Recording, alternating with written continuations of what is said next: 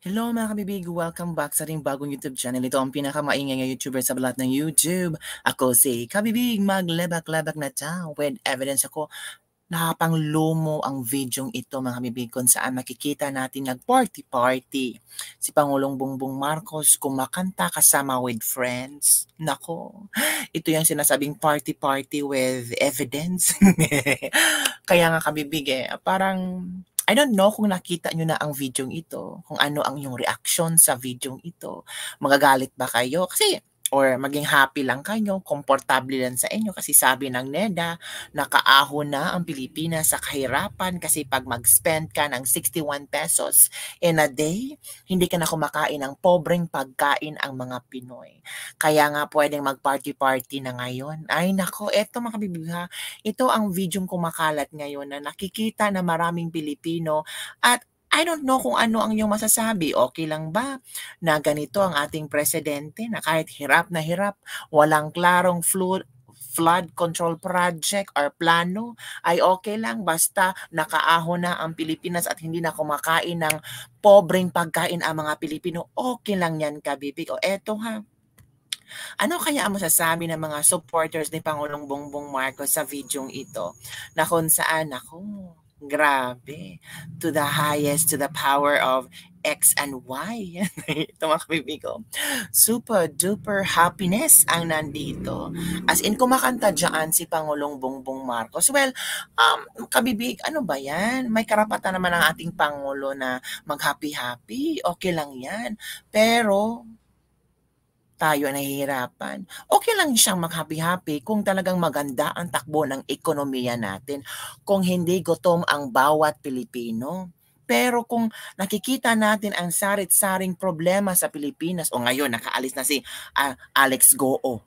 Sabi ni Risa Hontiveros na isahan ni Alex Goo si Risa Hontiveros kung totoo man ito. 'Di ba? Parang nagagalit na, parang ginisa sa sariling mantika si Risa Hontiveros, 'di ba? Sabi ng iba, tingnan mo si Risa Hontiveros, galit na galit na. Sino kaya sisihin ni Risa Hontiveros? Ang gobyerno?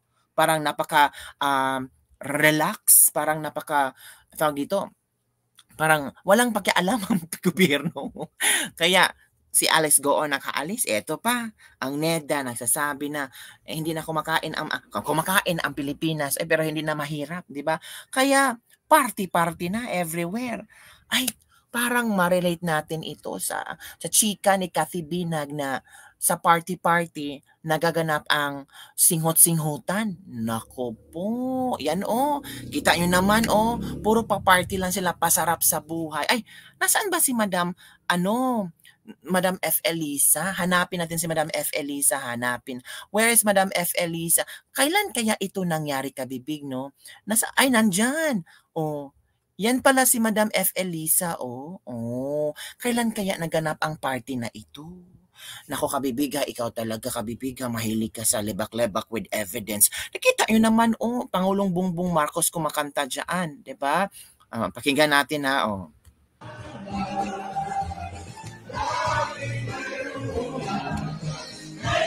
Basta't magkasama, laging may umagang kay ganda. Umagang kan ganda pala. Yan. So ano ang iyong komento tungkol dito? Well, they have the rights to do party. You have the rights to enjoy because they have the money. Pero kung presidente ka at alam mo naman na mahirap ang panahon ngayon, wala nga flood control project, plano, wala nga. Tapos sumadsad pa ekonomi ng bansa, wala pa ngang klarong resulta ang Maharlika Fund. Do you have the guts of doing a party-party? Kayo kami, babe. Hindi ko alam, baka yung iba, baka sabihin nila na, ay ano ba yan, okay lang yan, basta lahat ay maging milyonaryo. Eto kabibigan, maipakita akong video sa inyo, isang interview kasama natin, pobreng mamayang Pilipino, maralitang Pilipino. Try mong kayang kumain ng 21 pesos per meal na pagkain. Hindi na natin makabibigay. Ito ay isang video. Magsasalita pa sila ng ganun sa atin na 21 pesos ang kakainin natin. Gano'ng kahirap, paano sa kalooban nating mahihirap yon? Buti sila, nakaupo lang pa sila. Kanin 10 pesos, 13 pesos po yung manok, tas yung soft drinks 15 pesos po. Bali 43 pesos na po agad. Wag ka lang uminom ng soft drinks, te. Baka i-comment ka, baka i-bash ka ng mga supporters ni BBM. Why you need to drink soft drinks? May water naman. Ang water ngayon, libre ba? Edi, umiyak ka sa restaurant, humingi ka ng libreng tubig. Hindi ka bibig, kailangan talaga uminom ng soft drinks. Mahirap naman, nagtatrabaho ka. Ilang oras, 8 hours, tapos may overtime pa. Tubig lang. 23 na nga po pag wala po yung soft drinks. Hindi po kakasya talaga yung 21 pesos sa isang meal. Lalo sa mga trabahador po na kagaya na. Ano po sa trabaho. Siyempre, mas malakas po kumain. Correct. Kasa't kalahating kanin, Pepsi. Bali 100 lahat. 21 po ay hindi po sapat sa isang kainan. True. Isang kainan parang nangalian, 100 plus na. Pero yung iba pa party-party. Diba? Kasi ramdam nila na hindi na mahirap ang tao kasi kumakain ng 21 pesos na hindi kumakain ng pampobre. 21 pesos. So pwede na mag-party. Tapos yung 21 pesos pa, ano yung bibili nun? Kanin na. Hindi ba pwedeng dagdagan nila yun? 21 pesos na yun? Gawin natin 50 pesos isang kain. Pwede na yun. Medyo mabubusog ka na. Magkano na yung gatas ko? 15. Mga kanin pa, ganun. Yung kanin ko nga 15 na. Yun ha. Yun ang interview sa mga maralitang Pilipino na sila yung nakakaramdam ng kahirapan. Yung sa Malacanang nakaramdam ba ng kahirapan? Diba? Ang hirap, no? Ang hirap magbigay ng impormasyon na kulang-kulang. Di ba, mga kabibig? So, heto naman ang sagot ng... Ihapin ko sa inyo, ha? May sagot sila eh. May sagot sila dito. Parang hindi sila nag-usap-usap kung Department of Trade and Industry tiniyak na makikipagpulong sila kay NEDA Secretary Balisacan hinggil sa naging pahayag ng ahensya nito sa food poor na Pilipino. So, hindi kayo nag-usap-usap? Hindi nag-usap-usap ang DTI at saka ang NEDA. Ako, mahirap pala talaga ito.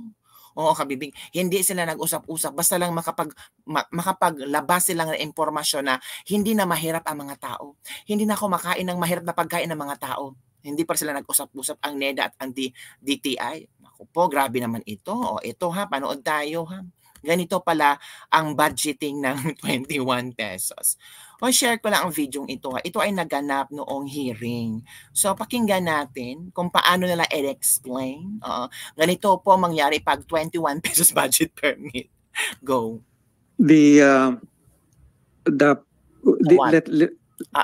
Let me describe the process. There, we emphasize there's no single quick solution. We need to focus on creating and generating those massive investments. And of course, overarching there is the inflation factor. Your Honor, the food inflation is very hurt the poor most because food constitutes a much higher share of their expenditure than came up with prescriptions and then this threshold was established a decade ago, and it's not only adjusted for inflation. Hala ka, yun pala ang rason. Nag-ano ka, hindi mo alam paano mag-explain kasi kulang na kulang yung kain, 21 pesos. Sabi nga ng DTI, mag-usap-usap sila, magpulong muna sila. Sabi niya, magpulong-pulong muna kami para hindi yata kami nagkapulong-pulong para clear yung mga nagsasalita namin. Ito yung sabi dito, DTI. Mag-explain nga kayo, DTI. Okay, ano yon? Mag-usap din kami ni Secretary Balisacan. Dapat lang mag-usap-usap kayo, Day. Hindi yung agad-agad papalabas sila ng survey, ng assessment o ng example. In this matter, para at least yung information na maibigay namin sa consumer or sa seller, yung tamang information. So it means hindi tama yung information ibinigay ng NEDA Secretary. Nakakahiya naman yan. Nakakahiya naman sa BBM government na hindi nag-usap-usap at mali-mali pala yung mga information ibinibigay nila sa tao. Diba? So mali-mali pala yung information, confirm niyo po ba na mali-mali yung information ibinigay ni NEDA Secretary? We'll get back to the consumers and the buyers regarding this para tama yung information na ibinigay. It means pala hindi tama yung information. Nakakahiya naman to. Namin sa mga tao. Mag-usap din kami ni Secretary Balisacan regarding this matter para yung information na maibigay namin sa consumer or sa seller, yung tamang information. So, we'll get back to the consumers and the buyers regarding this para tama yung information na ibibigay namin sa mga tao. Malakala, hindi pala sila nag-usap-usap. Kaya itong si NEDA, secretary, lang, basta lang makapagsalita. Basta makapagbigay lang ng impormasyon, tapos na. Kaya okay lang mag-party-party. Di ba kami? Okay lang palang mag-party-party. Kasi, hindi sila nag-usap-usap. Ay, ewan ko mga kabibig. So, ano ang inyong opinion tungkol dito? Kaya, sabi ni Atty. Panelo, hinahamon niya si Secretary Balisacan ng NEDA na magkaroon ng food challenge.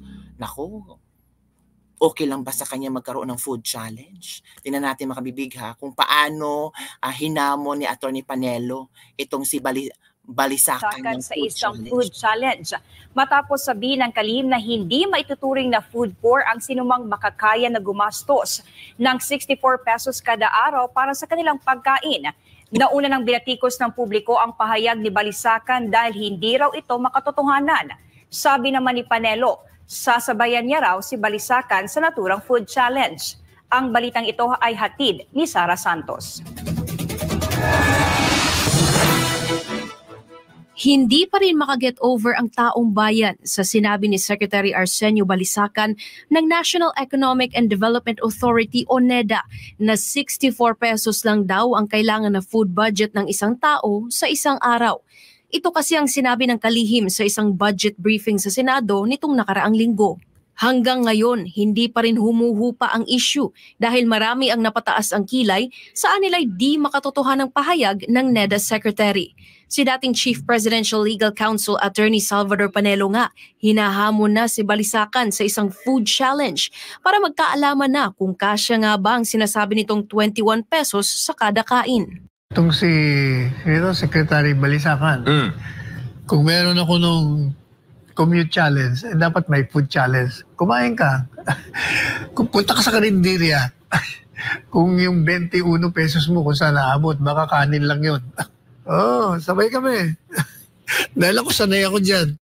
Matatandaan na noong 2019, kumasa si Atty. Panelo sa isang commute challenge na hamon ng isang makakaliwang grupo sa kanya kay dating Pangulong Rodrigo Duterte at kay dating Transportation Secretary Art Tugade. Ito'y para maranasan daw ng mga dating opisyal ng gobyerno ang realidad ng mga nagko-commute araw-araw.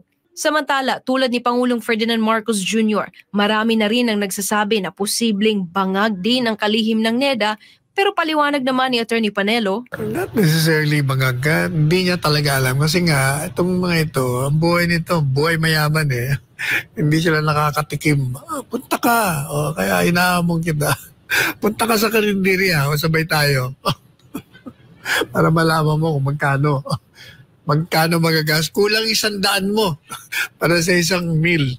Kahit pa sabihin na ang 64 peso food budget para sa isang tao sa isang araw ay hindi angkop sa pagkain sa labas, kundi para lamang sa mga lutong bahay, ay mahirap pa rin itong pagkasyahin dahil sa taas ng presyo ng mga bilihin ngayon.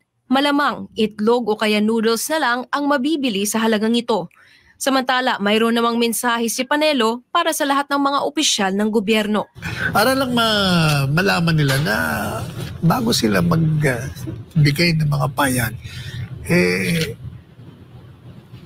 siguruhin nila na hindi gunggong ang mga lumalabas sa kanilang mga bibig. Para sa Diyos at sa Pilipinas kong mahal, ako si... There you go mga kamibig. Kaya mag-usap-usap pa sila ng DTI at NEDA para klaro daw yung impormasyon. Ay, naku. Yan lang po ang ating latest lebak-lebak for the day. Party-party na tayo, oy. Mahirap namang hindi tayo mag-party-party. Bye everyone. See you next time.